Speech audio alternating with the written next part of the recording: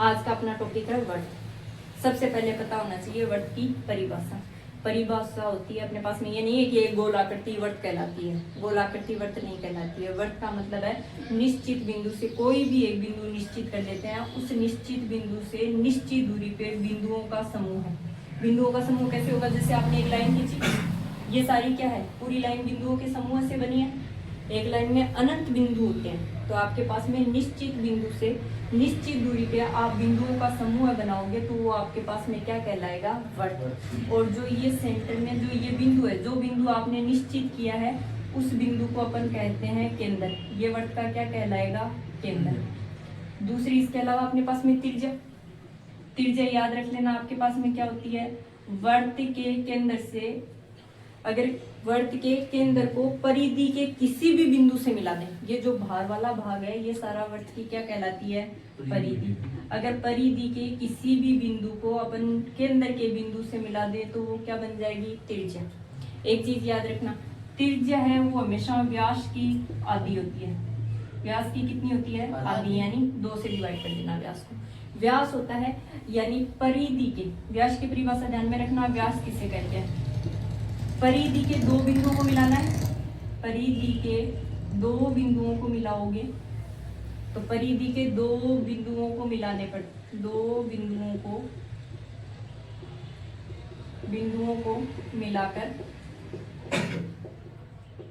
बनने वाली रेखा। लेकिन साथ में आपको ध्यान क्या रखना है? ऐसे सीधे बिंदुओं से नहीं मिलाने, मिलाने वाली रेखा जो वर्त के केंद्र से गुजरे, वर्त के केंद्र से गुजरे।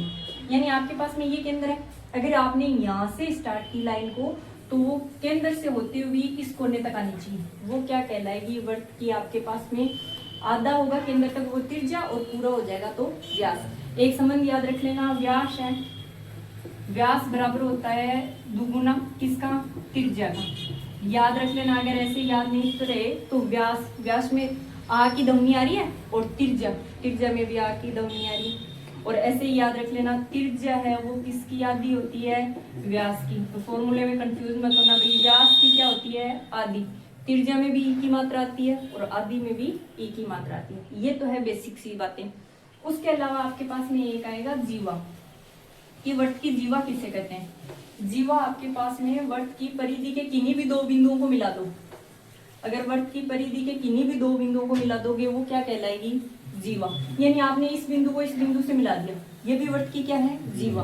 अगर इस बिंदु को इस बिंदु से मिला दिया, ये भी क्या है? वर्त की जीवा। और क्वेश्चन आपको पूछता है सबसे बड़ी जीवा का नाम, सबसे बड़ी जीवा का नाम। और सबसे बड़ी जीवा का नाम क्या होगा आपके पास में? व्यास। क्योंकि व्यास ही सबसे बड़ी रेखा होगी जो केंद्र से गुजरेगी, और केंद्र से गुजरेगी तो आपके पास में वो जीवा भी कहलाएगी, और वो क्या कहलाएगी? व्यास भी कहलाएगी। तो याद रख लेना, जीवा क्या होती है? वर्त की परिधि के किन्हीं भी 2 बिंदुओं को मिलाओगे तो वो क्या कहलाएगी? जीवा। और जीवा की एक साथ सबसे बड़ी जीवा है वो क्या कहलाती है? व्यास। उसके अलावा अब अपने 10वीं क्लास में क्या क्या दे रखा है वो देखो। इसके अलावा अपने को एक ये दे रखा है कि वर्त की परिधि से, वर्त की परिधि पर जब भी अपन कोई स्पर्श रेखा खींचेंगे, जैसे स्पर्श रेखा का मतलब है जो वर्त को क्या करे? स्पर्श करे, तो ये क्या कहलाएगी? स्पर्श रेखा। और जिस बिंदु पे, मान लो ये लाइन है, ये यहाँ पे इससे मिली है, तो जो ये बिंदु होगा ये कहलाता है आपके पास में स्पर्श बिंदु।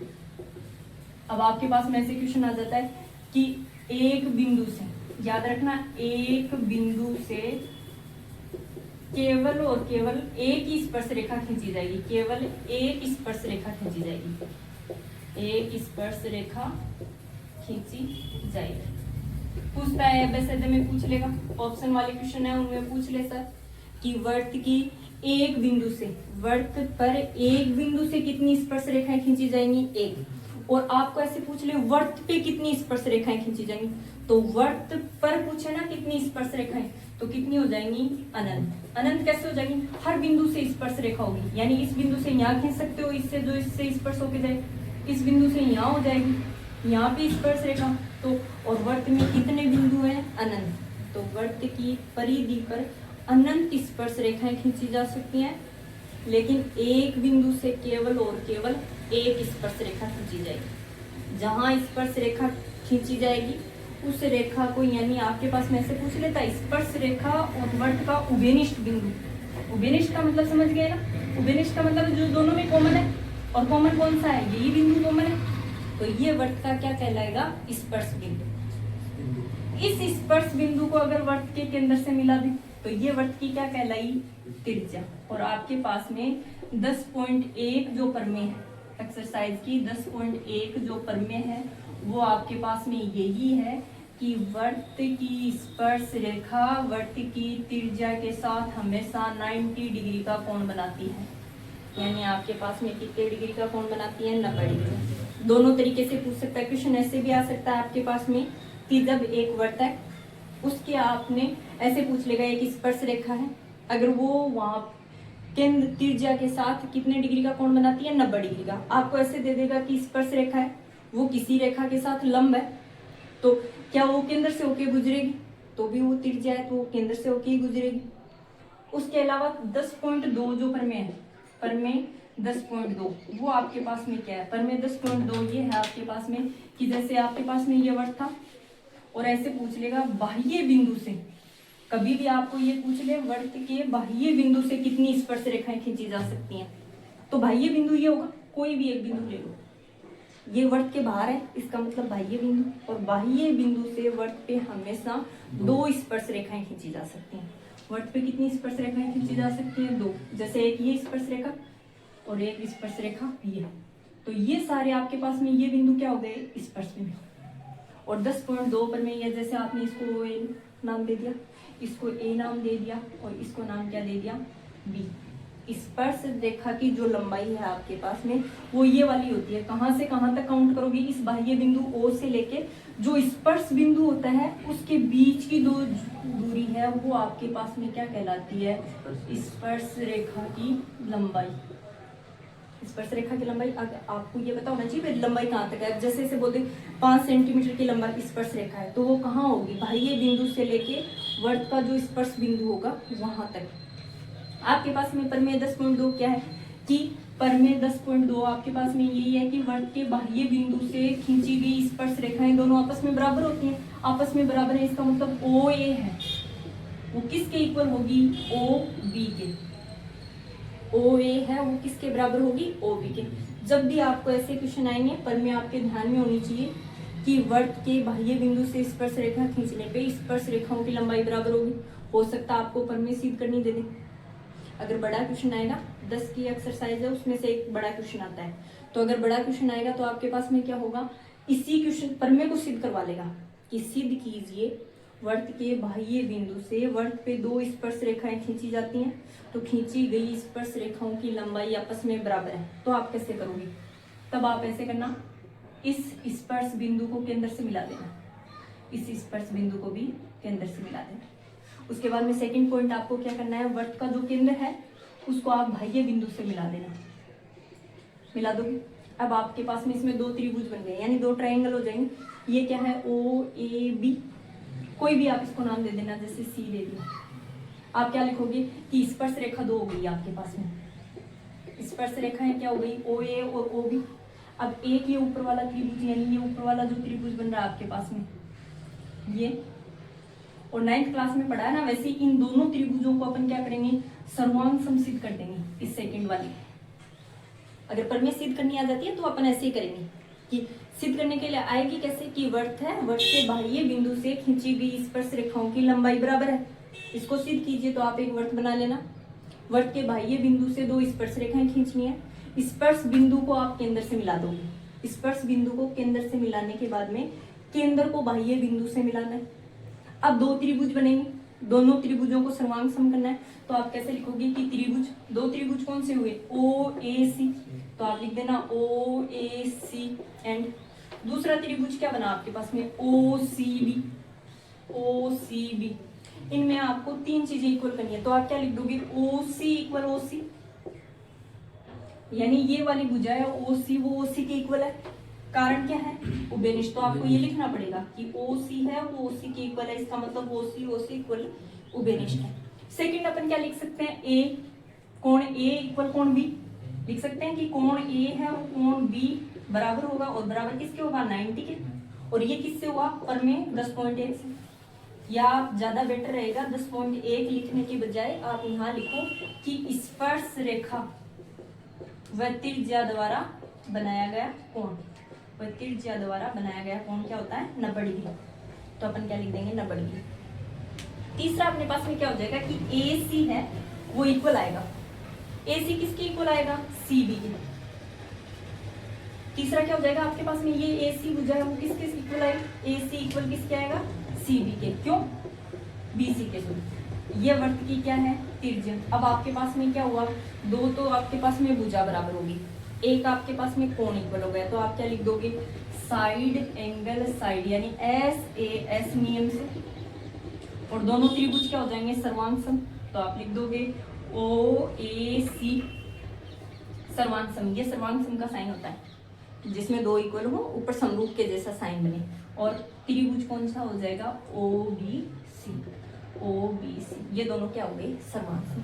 अब सर्वांग सम हो गए तब अपन क्या करेंगे, सर्वांग सम होने पे इन दोनों त्रिभुजों में कौन सा नियम लगेगा सीपीसीटी। अब आप सोच रहे होंगे सीपीसीटी नियम क्या है, तो ये देखो आपने 9th क्लास में एकदम अच्छे से पढ़ा है कि सीपीसीटी नियम क्या है। सीपीसीटी नियम का मतलब है दो त्रिभुज अगर सर्वांग सम है तो उनकी संगत भुजाएं और संगत कोण क्या होंगे इक्वल बराबर होंगे।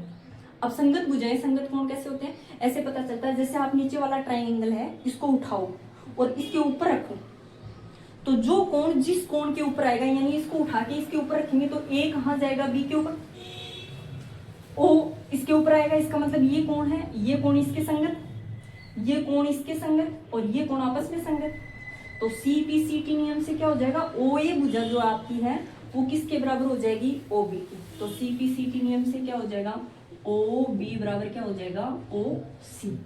जब ओ बी है वो ओ सी के बराबर, ओ ए है वो बराबर होगा ओ बी के, यानी आपके पास में क्या हुआ ओ ए है वो किसके बराबर हुआ ओ बी के। और यही आपको सिद्ध करना है क्वेश्चन में। पर में 10 पॉइंट यही है कि पर में जो स्पर्श रेखाएं हैं वो आपस में बराबर होंगी, ओ ए किसके इक्वल आ गया ओ बी के, तो ये आपके पास में इक्वल हो जाएगा। ये है आपके पास में 10.2 की पर में, इसको सिद्ध करना है। कर लोगे क्या सारे?